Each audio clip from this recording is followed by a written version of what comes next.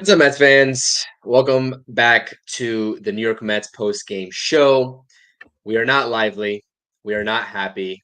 This is a brutal loss, but we're here to talk about it.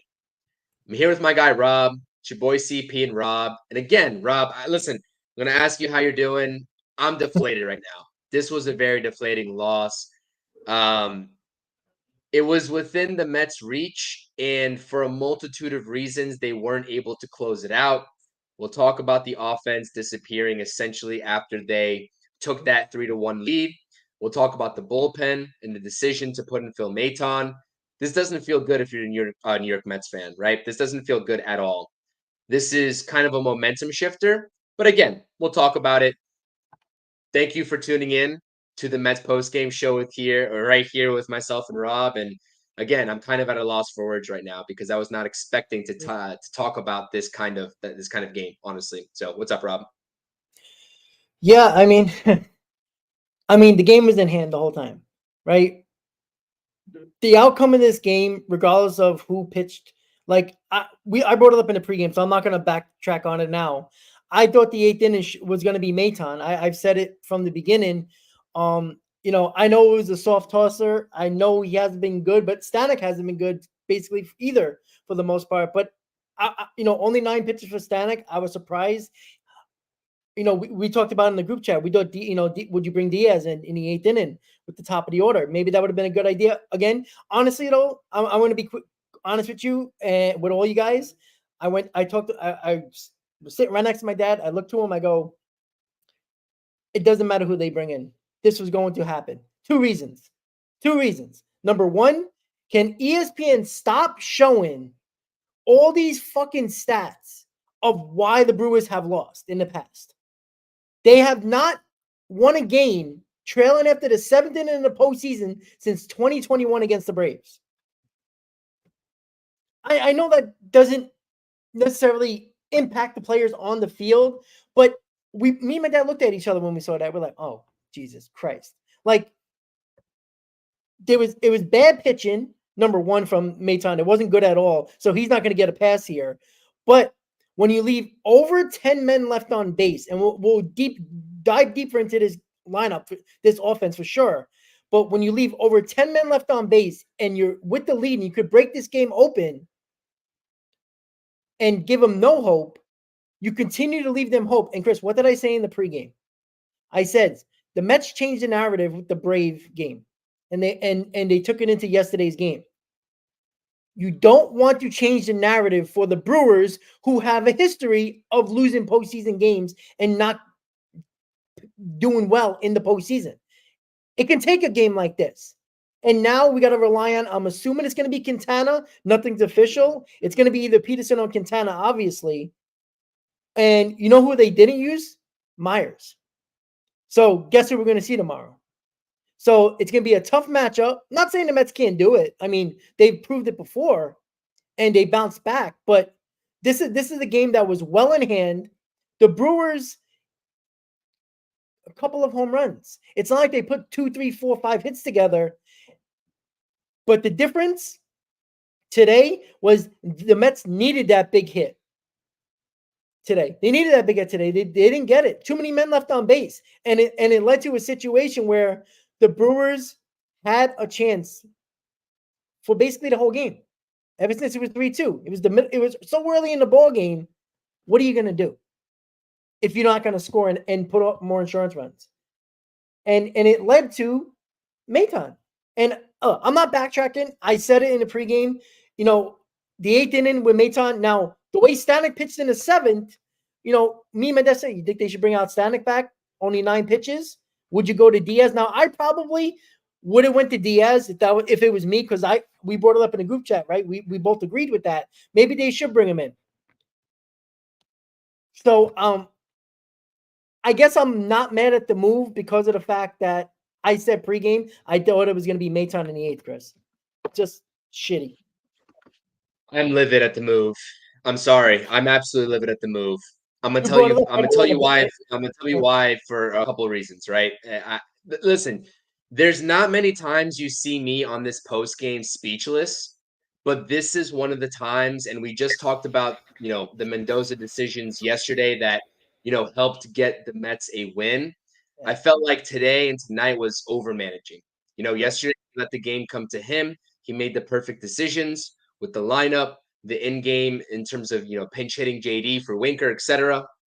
But tonight I felt like it was over managing. First of all, please hit that thumbs up. I know this is a Mets loss. Hit the thumbs up on both channels, on both streams. Subscribe to both channels. Again, we don't shy away from losses. But we'll talk about this offense because I completely agree. I said it this entire game, ever since they got that third run. This game was not going to be won with only 3 runs crossing the plate for the New York Mets. Let me tell you the biggest that I have with this game.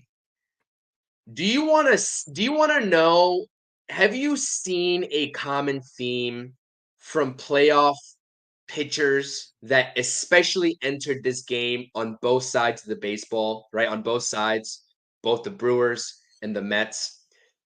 The common theme is that, and I understand that in today's day and age, you don't have to be pumping 95, 96, 97 miles per hour to be successful. I understand that. Location is everything. Listen, if people saw our back and forth in the chat, I said I would probably leave Ryan Stanek in there, see if he gives up a base runner, right, in Jackson Churio, and then throw in Edwin Diaz. But you want to know who I did not want to see? And I know that you said it in the pregame. And honestly, like I would have preferred Reed Garrett in that situation because I don't trust a guy that throws 91, barely 92 miles per hour in that situation, especially to their top 3 hitters. I do not trust that type of pitcher. Now, let me preface this by saying I understand that Phil Maton, ever since he came into this organization, has been an absolute stud, and he has produced more often than not. What he did in Atlanta, right, did not inspire any confidence from me against a decent lineup in Atlanta, and obviously you see what you get tonight. I think it was a little bit of over-managing from Carlos Mendoza tonight because I think with the way that Stanek looked in that 7th inning, he should have easily been out there, right? In terms of how he looked and in terms of how many pitches or lack thereof that he threw in that 7th inning, he should have been out there. Or if he were to be relieved, the only person left in that bullpen that I would have trusted was Edwin Diaz. You cannot throw a guy, right, that throws soft pitches, right? Curveballs that are 88, 89 miles per hour. I understand the location if it's there, he might get some outs. And it was looking promising for a little bit there, right? After the Jackson Churios home run, he gets the next 2 outs. I believe that's how it shook out. Anyway, it doesn't really matter. It looked like he was going to get out of the inning. But he was missing with his bread and butter pitches too. Before that home run, the previous at bat, I'm going to quote myself here. I said, what did I say? Maton is playing with fire. ... That was probably a minute before that go-ahead home run happened. It doesn't like, you can put 2 and 2 together to see a guy that has his pitches that are normally working when he's successful, but he's leaving it out over the plate, right? You can see that. Yeah. I really think that instead of Jeremy Hefner coming out to try to calm him down after that base hit, it really should have been Carlos Mendoza at the very minimum. Listen, I can live, right? I can live with them tying the ball game because your offense doesn't do the job. He gives up a leadoff home run. I can live with that. That's fine. Whatever. But after that base hit that he gives up, he needs to be pulled immediately, and that needs to be Diaz. That's my 2 cents, and that's my rant on the topic. I didn't like. Chris, I want to ask you. I don't think Diaz was available. The only reason why I say that because they pan to the bullpen a couple of times, not enough in my opinion, but you usually see Diaz doing his warm-ups, doing the arm motion like this. You see him walking around a little bit. I don't think he was available. I don't think he was available, to be quite honest with you. Again, I'm not making the excuse for Mendoza because Mendoza clearly overmanaged in that spot. And I didn't say I wanted Maton in pregame. I thought that's what was going to be the case. But again, I thought Diaz was going to be available. We both thought in the beginning of in the pregame, right? I'm thinking about it now, not thinking during the game because I was, pacing, thinking we're going to lose this fucking game. But maybe Diaz wasn't available. And if he wasn't available, then and if Buto wasn't available, because I think that would have been the other guy I could have went to other than Maton, then they were kind of stuck. Because what I'm thinking is they were probably going to use Maton for 2 innings, in my opinion. Because why else put Maton in that spot then? You could have brought up Ryan Stanek in the 8th inning, and all right, if he gave up the runs. But again, I mean, I would like to know. Like, I'm not watching the post game right now. If anybody's watching it right now, let us know if Mendoza said Diaz wasn't available because there was no mention of it. I mean, they're not going to play their hand, so I don't think they would mention it before the game. But if he wasn't available, then I can't say it was a bad job putting Stanek in the 7th because that was making sense at the time. But if you didn't have Diaz, Reed Garrett should have came out for the 7th. And then you would have had Stanek for either the 8th or the 9th. At least that's where I would have went to. But again, I don't know. So, I mean, you were going to have to use maybe Maton somewhere, I was thinking. But, like, unless you were really trying to save Diaz for the 9th, which is kind of weird because Mendoza doesn't do that. And that's why I think he second-guessed himself, Chris, with not pulling Maton. Either Diaz wasn't available, and that's why when Ottavino was warming up, before he gave up that home run. So right after Churio, he was warming up in the bullpen. So Ottavino in that spot, I don't care. Give me Danny Young instead of Ottavino. Like, seriously. But seeing Ottavino, and it's all coming to me now since I was not really, like, my mind was just laser focused on the game, not really thinking about all these options. But if Ottavino was warming up after the Churio home run, not Diaz, that tells me Diaz wasn't available. So, and maybe Mendoza thought he was going to have him, and then maybe he was warming up, or like, something happened and Diaz just didn't feel right. I don't know. But in my opinion, clearly Mendoza put himself in a spot here. If Diaz wasn't available, it should have been played differently. Now, again, because of the result, I'm pissed off at it. And if it would have worked out, he'd look like a genius. But he clearly tried to do a little bit less. I wouldn't call it all overmanaging. I think he didn't manage in that spot, to be quite honest with you. MZ is saying here that Diaz was only available for 3 batters. Even if that's the case, which is fine, he either starts the top of the 8th and gets his 3 batters, and then you go with another guy, right? Or as soon as Phil Maton gets that second out, and then he surrenders that base hit, you pull him for Edwin Diaz. Listen, was Jose Butto not available today? I thought tonight was all hands on deck. I thought that you're trying to actually clinch a spot to the NLDS, right? And I've been rough and I've been hard on Adam Ottavino, and hindsight always is going to be 2020. I understand that.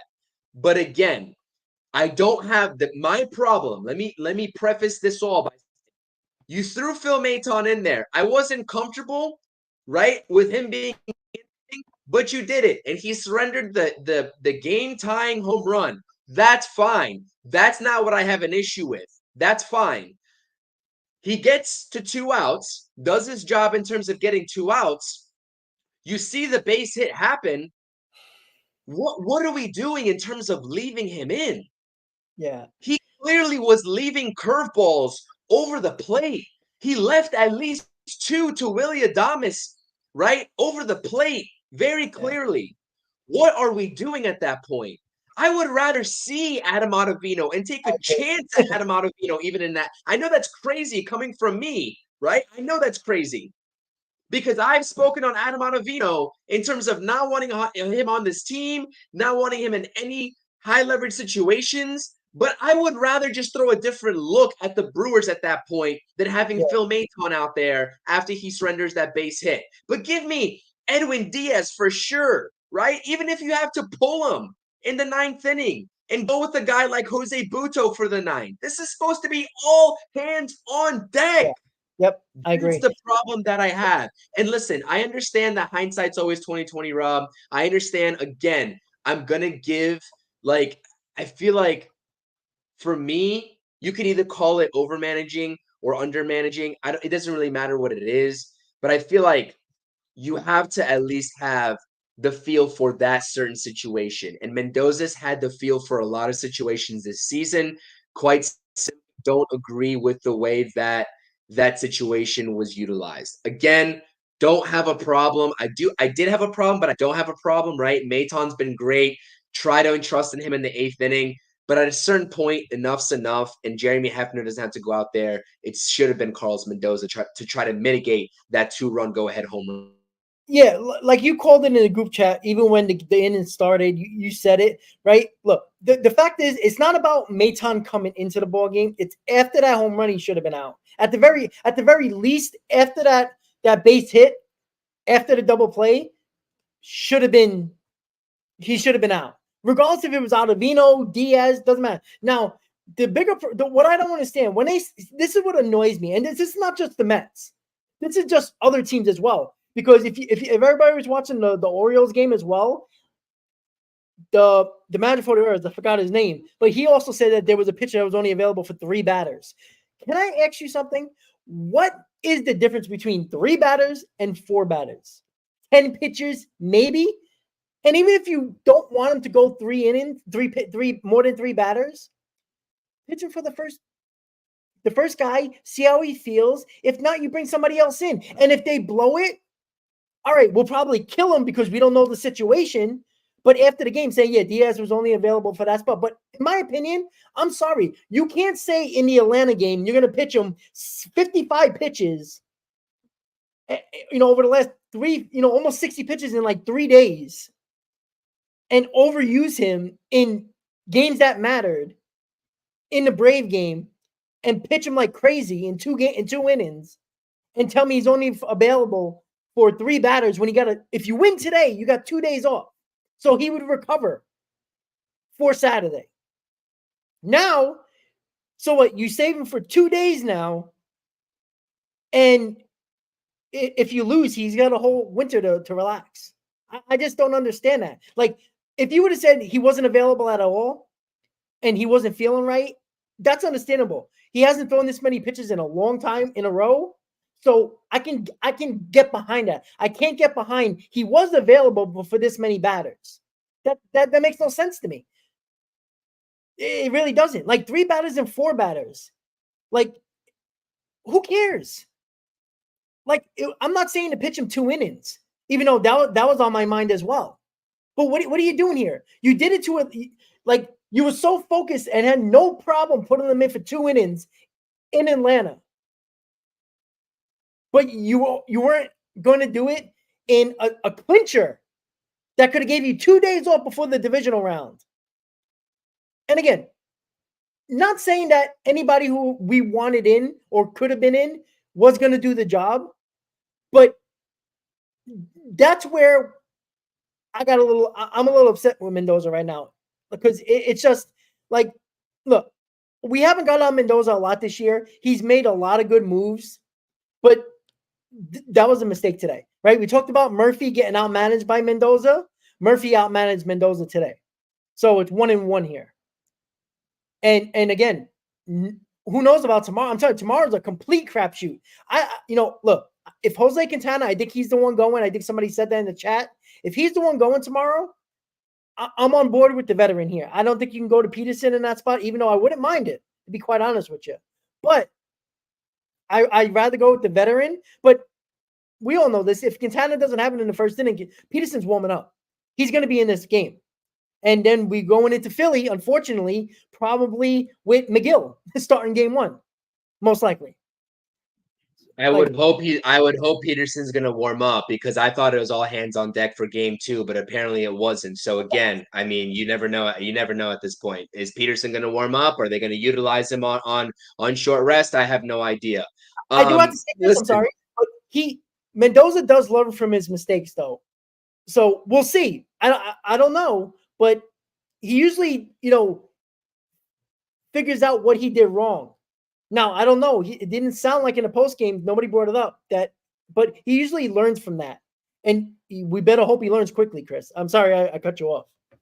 no, you're good. I mean, listen, quite simple. We came on the post game yesterday after a win, and we talked about Carlos Mendoza's, great decisions. And obviously, listen, managers are going to have blunders. They're going to have screw ups, right? They're going to, be a little bit more conservative sometimes and be a little bit more aggressive the other times. I understand all that. Right? And this doesn't take away from the fact of how great of a job Carlos Mendoza has done this entire year. So again, I know that we're talking about this game because it's a loss, and it was really a game that the Mets had right in their palms, right? And that's what makes it so infuriating. And this loss does not take away from those successes that Carlos Mendoza has had. But when I look at a game that is right the palms, I'm looking at my palms right now, like right there for the Mets to take and to close out this series.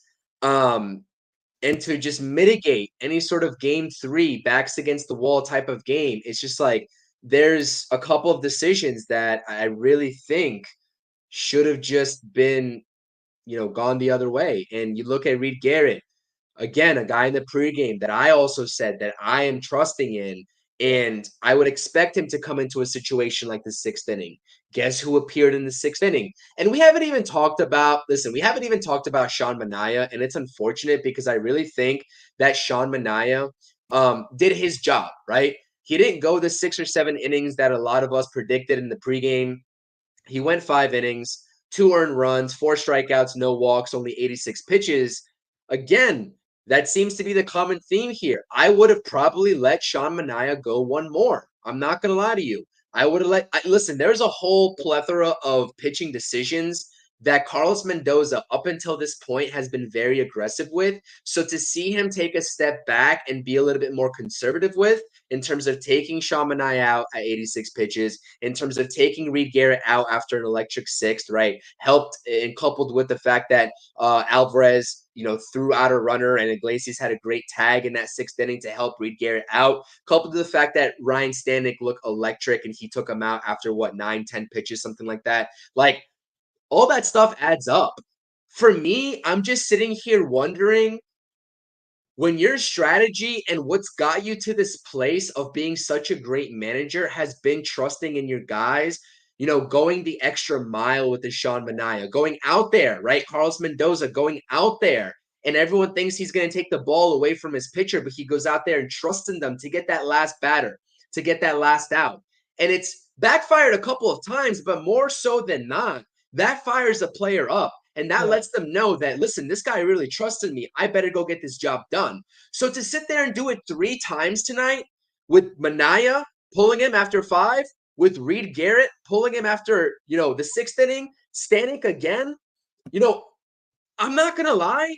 At this juncture of the season, I need my manager to learn after the first time or the second time, not after the third time. And I understand that he's going to come back and maybe manage a completely different way tomorrow. But again, I don't think Mendoza stuck to his bread and butter, and I don't think that he stuck to the strategy that got the Mets here and that got the Mets to this position, right? And that's entrusting in your guy and letting them go and seeing how they fare with that extra mile. Because guess what?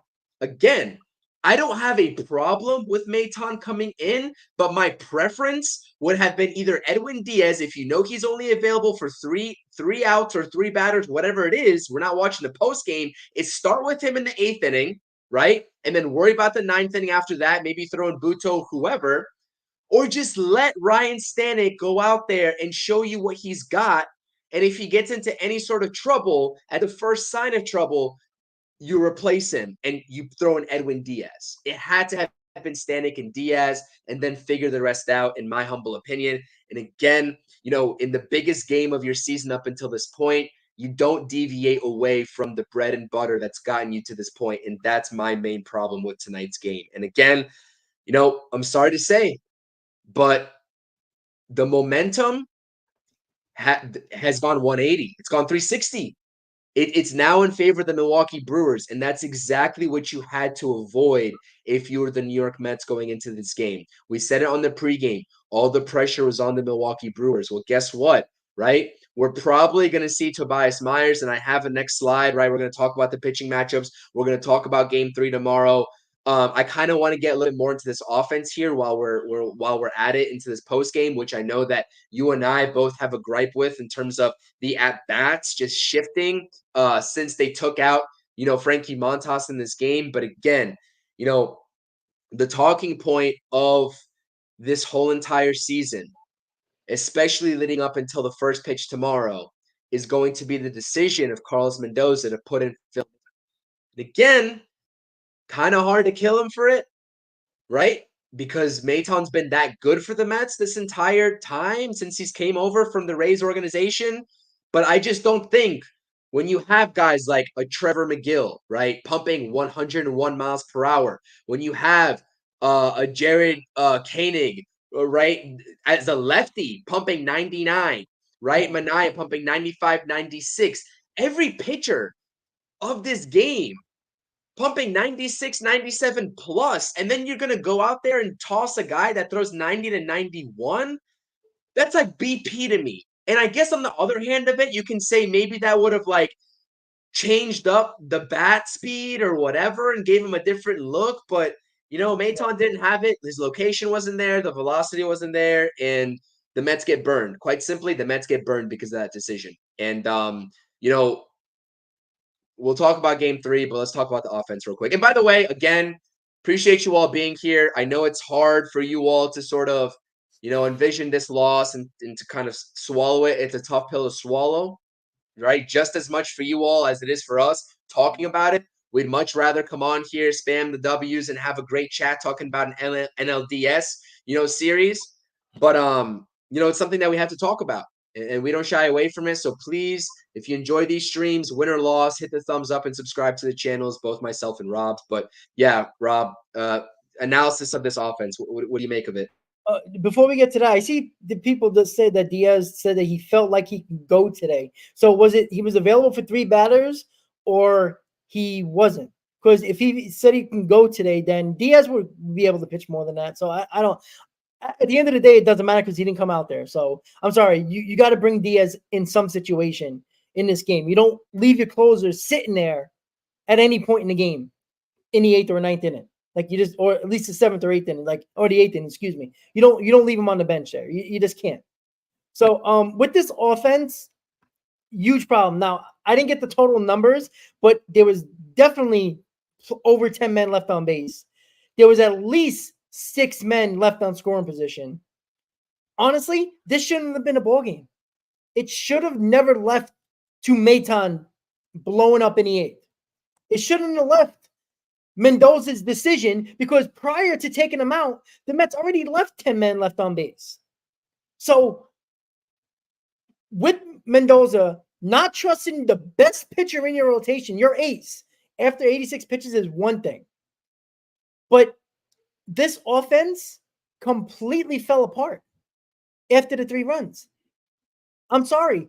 2 or 3. I'm sorry, you would have scored 2 or 3 runs. That game was over. If it would have been 5-3, 5-2, that game is over. They're not coming back. They would have been pressing and pressing and pressing, inning by inning. And again, it's frustrating because this offense has done this before. This has always been the problem with the offense. They would score a couple of runs early, and they won't do nothing else the rest of the game. And then when you look back at it, they leave over 8, 9, 10, 11 guys left on base. They lose the ball game by 1 or 2 runs, and it shouldn't have came down to that. And this is why I get frustrated, because you got Alonso costing us a run because he tripped over his bat. I've never seen that. I mean, we play baseball, Chris. Have you ever dropped the bat in front of your feet ever? I never. No, seen I can't say I have. I can't say I I don't have. know how you were watching it, but when I watched it, and then I saw the guy throwing the ball to first base, and I didn't see Alonso in the pitcher, I go, wow, he beat that ball that easily? And then I see him like 30, 40 feet from home first base. I'm like, what the fuck? You trip over your bat. You have terrible at bats. He left 5 men left on base, so he left more than almost anybody else on base. Iglesias I know he's 1 for 5. He had a rough day. Iglesias at the plate. He had a couple of times where he had runners on, and it's hard to kill Iglesias because he's been coming through all the time. But there was opportunities there where you could have got a sac fly, moved the runner over, and then multiple batters, right? I mean, the bottom of the order once again was the only thing that showed up again today. Tyrone Taylor, had a tough day as well, but the bottom of the order, did the job today. Again, but again, it comes back to the top of the order, and it's like, and in the middle of this order, like we have to do something with Alonso. I know Alonso isn't the end all be all with this game because there's a lot of people that left men on base as well. But again, we can't keep on counting on Taylor and Alvarez batting night. Like these guys are at the bottom of the order, and they've been doing what the best they can do. Like at some point, it's got to be Alonso. At some point, it's got to be a little bit more. It's got to be more of Martinez. You can't have lifeless at bats here. Alonso gets a broken bat base hit for crying out loud. Like it's frustrating. It really is frustrating because we needed that broken bat base hit when there was 2 men left on. What was it, second and third with 2 outs, and he struck out. Like it's just.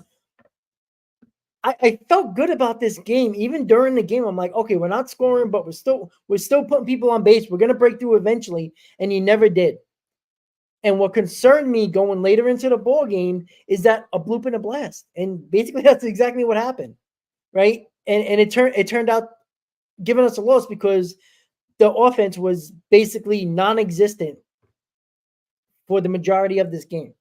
And you can't have that in the playoffs. You got to add insurance runs because the way things turn, you said it, Chris, how fast the momentum changes in the postseason quickly. You can't let that happen. And now you're going into tomorrow with, I think Myers is one of their best pitchers. It is their best pitcher. And it's not going to be easy. And regardless if you're going with Quintana or Peterson, either one of them could put up zeros. But I mean, we're counting a guy who is up there in age, and I love Quintana. I trust Quintana, but how much could he really do to outperform Myers? Like if the Mets don't score early, you're gonna get the best part of the bullpen of the Brewers, and the Mets have hit the bullpen for the most part. In the first game they didn't do it today, but in the first game they did. It's a tough decision because it's still TBD, right? I know it said Quintana. Some people say Quintana. I don't know if Mendoza said it yet. I mean, I don't know where to go at this point. Like the lineup is the lineup. It is what it is. I think Alonso being directly in the middle of this lineup is completely destroying every opportunity we have with runners scored. Like you can't have the guy batting fifth can't drive in any runs at all. Not even a sac fly. He's striking out. Doesn't even put the bat on the ball. Like it's very frustrating, and it's you see what happens when Lindor he gets a sac fly here in this game, but when expect Lindor to do everything here, and when he doesn't have a great game, you're counting on the other guys that are struggling like Alonso and Martinez today. They better figure it out because we'll all be home for the winter after tomorrow. I'm kind of chuckling to myself because I literally just realized in the heat of the moment that at the bottom of the screen I still have the Mets beat the Brewers 8-4. I didn't say nothing because I know. Look, we were both frustrated, and we came on here with like, Oh my goodness! if somebody didn't watch the What game and just got home from work, they're probably pouring champagne on their heads because of you, Chris. Finally, you make a mistake. You make me feel better. I'm always the one making mistakes. Well, listen, maybe I made Mendoza feel better today too, because obviously he made a mistake and I made a mistake on the post game too here. The Mets do not beat the Brewers 8-4. Again, I forgot to change the slide. We'll go to the next slide here in a second. Again, just an absolute blunder for me. That shows you where my head was at. Just too many things to think about at once. Just trying to process everything really. So I changed everything and I forgot the most important part at the bottom, which everyone's probably looking at saying, honestly, I'm sure people said it in the chat already, but like I didn't even see the comment because there's so many comments over here, and I definitely appreciate the support over here I for you noticed guys. it right away, but I was like, I'm not gonna say nothing because we're both in the dumpster right now. Like just our head, like Yo, before we even started to go live, guys, we had our heads down and shaking. Like it was that bad starting the stream. it's a rough night. It's a rough night, guys, and I apologize about the mistake. It's definitely a typo. Obviously, the Mets do lose 5-3. You have it here at the top of your screen. The bottom of the screen says something completely different. But again, you can blame the offense, and I definitely do blame the offense. Again, the timely 2-out hits. You talk about a 2-out hit by Mark Vientos yesterday. That was awesome. The 2-out hits did not come today for the Mets lineup. We talk about Iglesias, Alonso. Again, you even said Taylor. I talk about Tyron Taylor all the time, but he had a couple situations where runner on out, runner on first and second, nobody out. And he can't get the job done. He flies out or does whatever. The guy that looked the most competent in this lineup tonight, and I loved his at bats, was Starling Marte. Starling Again, Marte took every single one of his at bats. He looked locked in. Like he looked like he was like, you know, just battling up there. Stolen base, run score, 2 for 3, takes a walk. Like this guy is just doing it all for the New York Mets. And again, a guy that's struggled to stay on the field, and it's unfortunate. You love that you can bat him seventh, and that's supposed to be a testament to how deep this lineup is. And this lineup is deep. They scored 8 runs yesterday, and they got off to a good start today. But a couple mistakes here and there. Pete Alonso tripping over his own bat. Um, untimely hitting. They can't get the timely hit today, and guess what? They kind of stay stagnant, and the bullpen just ends up blowing it. And it's not the bullpen that blew it. Let's be real here. It's Phil Maton that blew it. Phil Maton did blow this game. Stanek did his job. Reed Garrett did his job. They both did it efficiently, and it is what it is. So this is something that we're going to have to live with as Mets fans until first pitch tomorrow. And again, being a momentum shifting type of game, right, and a momentum shifting type of inning that leads to a 5-3 loss for the New York Mets. If things don't go right now, with the series being tied 1-1 heading into Game 3, we might be looking back at this game too. We might be looking at this very post game as we speak right now, Rob, and trying to just figure out, the little things that could have just went right and broken the Mets' favor, and the decisions that could have been made to potentially save a brutal outcome. So, I kind of have this graphic also backwards. Right now, officially, the Brewers have named Tobias Myers as their Game 3 starter. So again, they just announced that in the post game. It wasn't live during the game, so I didn't get a chance to go ahead and change that graphic. TBD is now Tobias Myers. If you all forget, Tobias Myers, when the Mets were in Milwaukee the previous time around, came into relief. I believe in that Saturday game, the game that I was in attendance for, pitched 4 innings. In his 4 innings, he got 5 strikeouts. He was looking pretty electric out there, and he's been absolutely electric for the Brewers this entire season with a flat 3.00 ERA and just great stuff. Great movement to his off-speed pitches. Again, he's going to keep the Mets, or he's going to try to keep the Mets hitters off balance, and it's up to the Mets lineup, whoever Mendoza entrusts in tomorrow, to try to get him off of his game. But we can only imagine. And as I just checked ESPN, I'm not checking my Twitter timeline right now. Somebody correct me if I'm wrong. The Mets still have not officially announced the starter, but I'm going to have to imagine that they're going to rock with Jose Quintana to start off the game, especially because he looked pretty decent his last go around.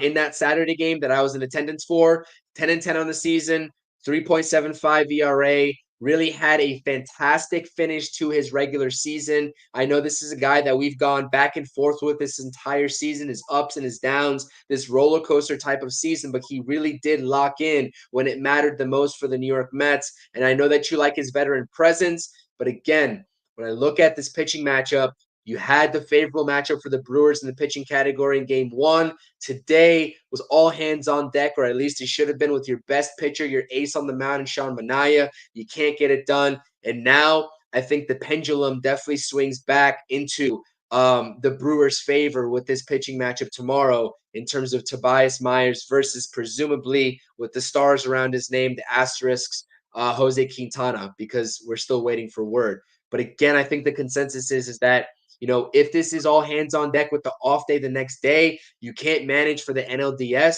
You know, David Peterson, you're going to have that short circuit wire, that short leash with Jose Quintana as well, and put in maybe another southpaw that succeeded his last go around in David Peterson. So I don't even know where we go from here, Rob. I'm not going to lie to you. Um, I'll be honest. There's not many times there was a point in this season where the Mets were 11 games under 500, and the wind in my sails kind of just like, you know, stopped, and it was just very deflating. But we went on here and we talked about this team. I haven't felt that, you know, that type of negative energy until probably tonight. Like, this is a 3-game set, and now you give all the momentum back to the team at their home ballpark. They just did something that they haven't done in quite some time in terms of coming back in the playoff game after the 7th inning, as ESPN was not shy to tell you all about. You know, after that 7th inning, I think after they went down in order, and Ryan State got them in order in the 7th inning. So just a brutal night for Mets fans. And I know myself, I know you, and I know a lot of other Mets fans in this chat, whether you're part of my channel or Rob's channel or both our channels, and you're kind of flipping back and forth between the live chats. This is going to be a rough one to sleep on. And I do believe this game is at 8:30 p.m. Eastern Standard Time. So you're going to have all day to think about it tomorrow too, during your workday or wherever you're at, until, you know, that late cat baseball comes alive. So I don't know. What do you make of this game? It's do or die. This is win or go home time, Rob. This is something where the Mets' backs are against the wall. The Brewers' backs were against the wall tonight. They delivered. And, you know, we talk about a feel-good story with the New York Mets. We talk about them deserving to be in this spot. They proved to us how resilient they are. You know, they got to do it one more time, again, to keep their season alive tomorrow in Game 3.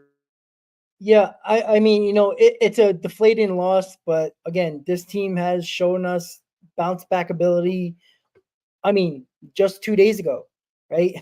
You know, in an inning, everything changed for us quickly, and it was in our favor. So look, I'm not look. It's an elimination game for both teams. Anything can happen. Quintana was just announced, by the way, so it is Jose Quintana against Tobias Myers. Again, we know who has the pitching matchup advantage tomorrow. It is obviously the Brewers. Does that mean anything? I mean, you can technically say that the Mets had the pitching advantage today, and it was kind of working out until it didn't. You know, both times you got both starters out early, and you couldn't take advantage of it, even though the bullpen for the Brewers are good, are really good. But yeah, what I'm going to take from them, they better score runs, and they got to add on. Like, this is the whole thing right here. And I'm telling you right now, if Pete Alonso is fucking batting 4th or 5th tomorrow, I'm going to blow my fucking mind. Because this guy, Starlin Marte, needs to bat 5th. He deserves it at this point. Bring him up 5, so you got 1 through 5 that actually are capable fucking hitters. Like, every time, how many, look, even though with Lindor, you got Iglesias, them guys, at least a few times they were there. They were in the game. You know, it was just, oh my God, the middle of the order again, right? You can't have Alonso doing absolutely nothing and Martinez still fighting his way to try to get back to something looking like himself. Like, he's got a couple of big hits lately, but it's offers with those two guys. You can't keep them together anymore. And you know, you can't Marte's got to be 5th tomorrow. And I'm sorry, I know it's going to be a tough right-hander. Or you know what? How about shake it up a little bit? The Brewers did it today, and it's not like it's not like they really broke out of nowhere. Like they were struggling for 8 innings, so 7 innings. Like they left men on base as well, and they weren't doing the job either, right? And they finally broke through. But if you look at the Murphy with his lineup today, he made changes, not player personnel necessarily, but he moved Churio to the leadoff spot. Terang was 9th. He did different things today. I think Mendoza might have to play Acuna tomorrow. And And I'm not saying Acuna is going to be the end all be all. He can go 0 for 5, 0 for 4 as well. I don't know if I'm going to play Martinez tomorrow, to be quite honest with you. I don't know if I can trust him, especially with Alonso probably being somewhere in the 4, 5, 6 spot. I would put Acuna, and I don't see the problem with that is I don't think Mendoza wants to lose Acuna possibly late in game in the field like he did the last 2 games. So that might be a situation as well, but you got to change up the lineup. Marte does not deserve to be that low in the lineup anymore. He's been consistently our best hitter the last 2 nights in Atlanta. He's prime time, ready to go. He's got to be betting somewhere in the top 5. Anything else, 6 to 9, whatever. Because if the top of the order is going to do what they did today, you're not winning. It's just a fact. Because the Brewers, at least Churio came through today. And, what are you going to do? Mitchell, who is a guy who has had big home runs for the Brewers. He's came in big spots and hit a couple of game-tying home runs, game-winning home runs. So he's had that moment, but I don't know. These elimination games for both teams is just bad. Like, I mean, we're gonna be at the edge of our seats. Like, I can't tell you I have confidence. That's not fair to the Brewers. That's not, but then again, I had a lack of confidence in this team many times this year, and they proven me wrong. I was live during the Braves game right after the Braves took the lead in the 8th. Like, I mean, I was demoralized. I couldn't believe it, and it changed like that. And I know it's an entire game, Chris, but I don't know what to take out of tomorrow. Just hope for the best. But they proved it before that they bounced back. It's just that can they do it against a very good pitcher? It's yet to be determined. Yeah, and we're gonna have to wait and see. Again, a great point by you, and we brought it up in the pregame. If you missed the pregame, there's a lot of overlap between what we said in the pregame versus what actually happened on the field tonight, for better or for worse in terms of the New York Mets, and the result. But the Brewers and Pat Murphy. Listen, he's a hell of a manager. He definitely learned from probably his mistakes in game 1 as well. He shook up the lineup as well in game 2 when their backs were against the wall. He put Terang, who was at the leadoff spot in game 1. Game 2, Terang was at the 9 spot. He flipped the order around and he put Churio in the leadoff spot, right? He moved Adames up. He put Gary Sanchez in at DH, right? Like there was some turnover there with the Brewers lineup. There's no reason why the Mets can't do the same. But again, the personnel are going to have to deliver. The guys that are mainstays in this lineup, Terang, still got a couple base knocks, got on base today. Frelick, same thing. Churio, right, with the 2 home runs, same thing. The mainstays of their lineup produced for them, right? And we're talking about, guys in our lineup that are mainstays. They need to produce. And the top of the list in that category is Pete Alonso, 100%, no matter where he bats, because there's only so much hiding of Pete Alonso that you can do, right? If you move him down the order, essentially you're just hiding him. It's not like you're taking away his bad at bats because his approach is still his approach. So again, I don't know what the solution is. I would say don't hold your breath for him not batting either 4 or 5 because it just seems like the Mets have not been willing to move him out of that sort of role in the order. But again, this team, I would also be lying to you if I said I was confident going into game 3. I'm getting a little bit of a bad feeling, but again, how many times, to your credit, Rob, and what you just said, how many times have they gotten punched and they've gone right back up where their backs have been against the wall and they responded, right? How many times have they done that? And tomorrow is just another opportunity to do that. So again, not going to foreshadow anything. I'm going into tomorrow with no expectations. Today, I expected a win. I'm not going to lie. I think everybody expected a win, expected to go back, home a little bit early, rest up for the Philly series, get into the NLDS. Didn't happen. I'm keeping my expectations, at an even keel tomorrow because at this point, again, you have those raised expectations. We all know what happens, right? We've seen it in seasons prior, and we saw it tonight. So, I like this team a lot. And I've said it going into the series that no matter what happens, again, we could talk about house money, when the season is over or if they advance to the NLDS. I'm happy and I'm proud that this team is in this position. And I think that they've shown a lot of fight. And I think that this team is something that's refreshing and that, Queens has needed for quite some time, because these group of guys are special no matter what happens. And we'll be able to look back on the season and say that. But damn, looking back on this post game and what, transpired tonight on the field, when we get down a week or two, or whenever the season is actually over, whether it's tomorrow or whether the season gets extended and the Mets are done at whatever point, we're going to look back and say this is a great season, but I just don't want to be looking back at this post game and hearing ourselves analyze the decisions that were made, the lack of offense that transpired, right, with 2 outs and whatever the situation was, and not in terms of not getting insurance runs. I want to watch baseball, and I want to continue to watch Mets baseball in 2024. Past tomorrow. It's up to the guys to get it done. You got Jose Quintana, again, confirmed right during this post game. Tobias Myers on the other side. The Mets lineup is going to have, a lot of adjustments to make against Tobias Myers compared to what they did against him the last go around. So it's not going to be an easy task. But something that I did do is I went back and fixed my blunder. Brewers beat the Mets 5-3 tonight, not the other way around.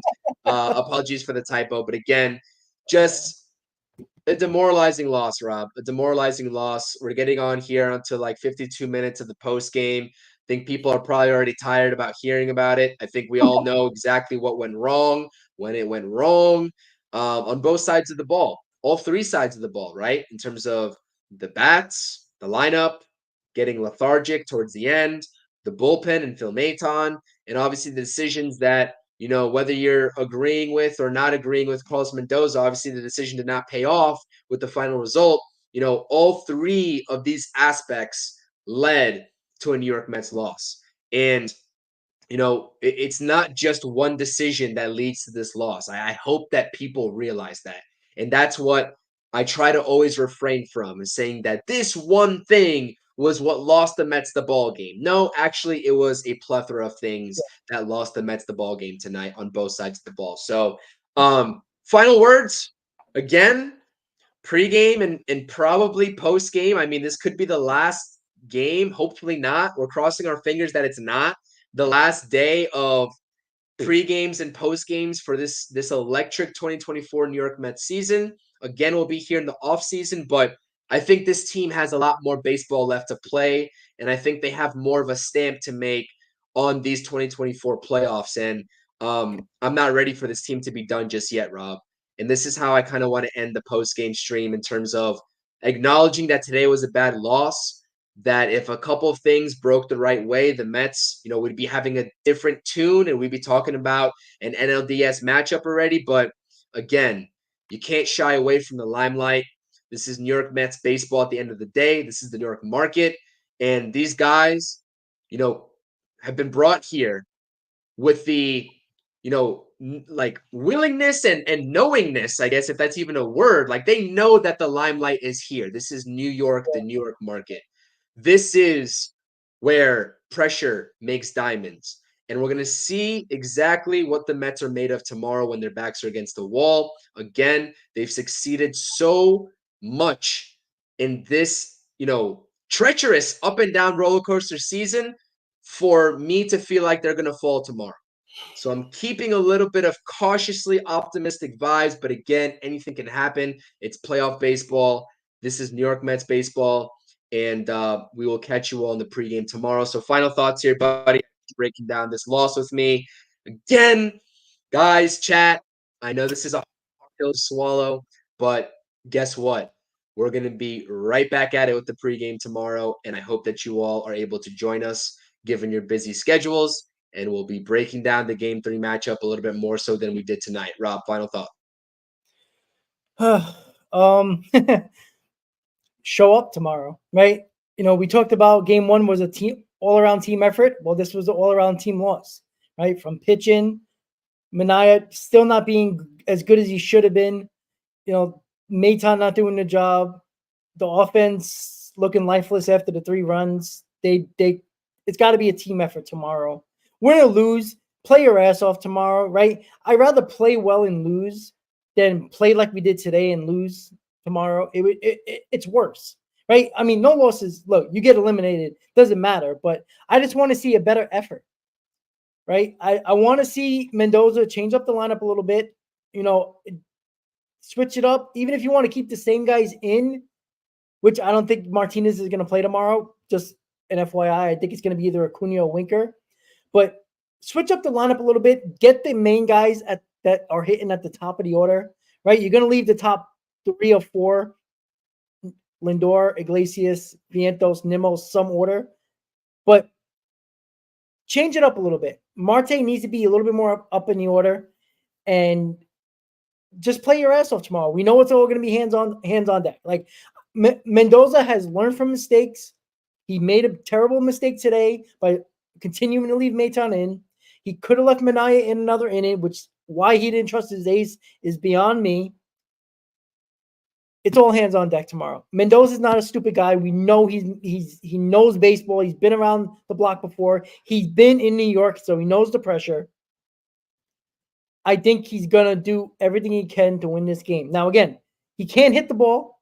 He can't throw the ball. So he makes the lineup and he puts the pitcher in. That's all he can do. They got to do the job, regardless of who we wanted or he wanted or Chris wanted, me wanted. Didn't matter.